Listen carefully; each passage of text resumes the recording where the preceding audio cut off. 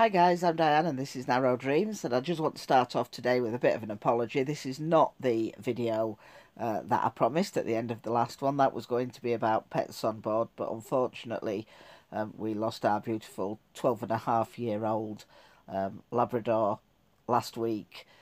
So understandably I just don't feel like making that one at the minute, maybe at a later date. So this is just a quick trip down the Stainforth and Kidby Canal. Our daughter and her boyfriend came to visit, so we thought, well, seeing as it's such a lovely day for February, we'll take a little trip out. So this, as always, is on our home canal, the Stainforth and Kidby, which connects the River Don at Bramouth to the River Trent at Kidby. Very underused canal. It opened in 1802, and obviously at that time there would have been commercial traffic on it, but now it really is just used for leisure craft.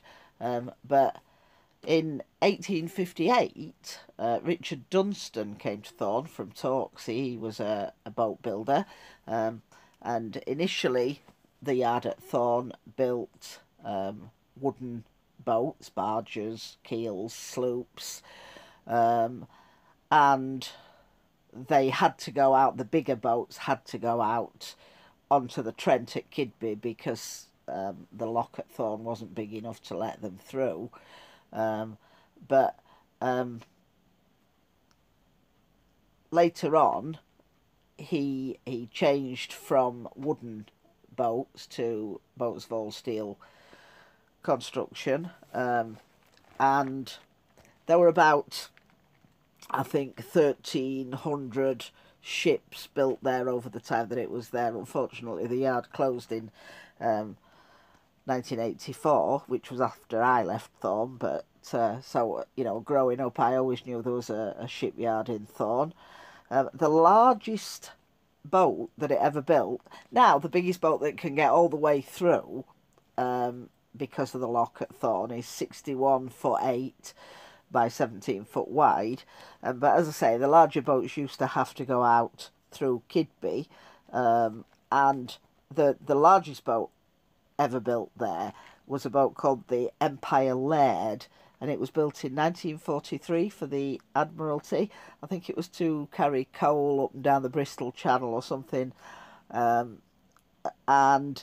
it was 140 foot long, 21.5 foot wide, and it had a draft of 10 foot. So, you know, just because this is a canal doesn't mean there hasn't been some rather large ships down here in its time. But as I say, it closed in 1984.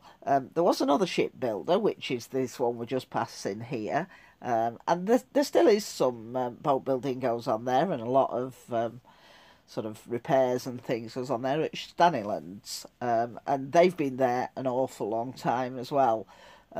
Certainly they've been there all my lifetime. Stanleylands has always been in Thorne, and I'm 58 now, but it's been there longer than that.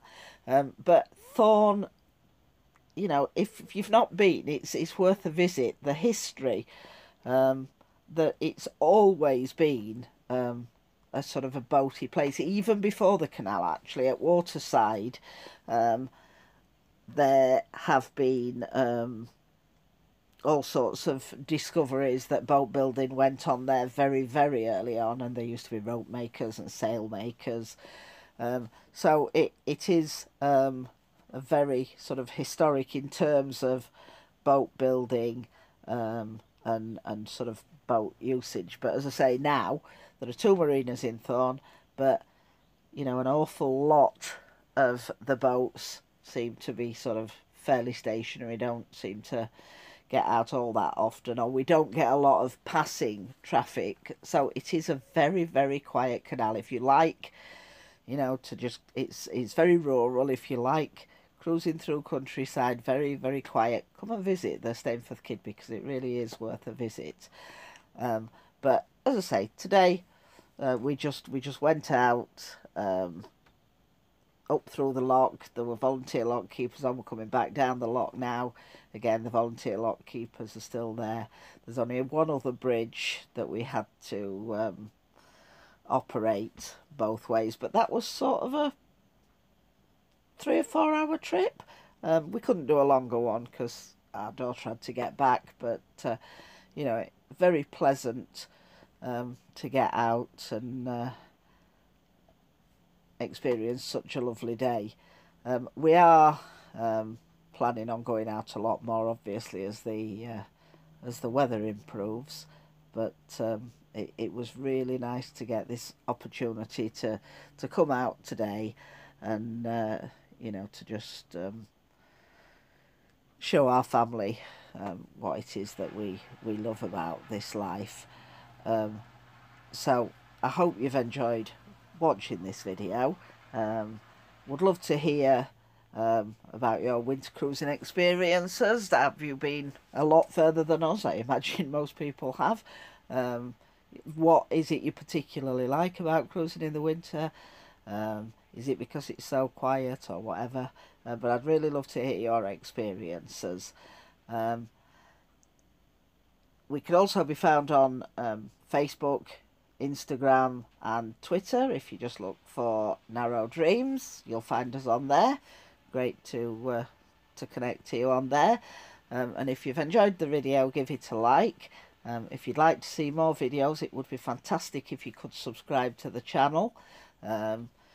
It just, you know, makes it seem as if it's worthwhile and I'm not just doing it for my my own amusement, which largely I think I am, but you know, it would be lovely if you could subscribe to the channel. And as I say, the pet video I will make at some point, but I'm not going to do it quite yet. So the next video will be probably about the work that we're going to have done at one of the boat yards here, because as I say, Thorne is a very boaty place.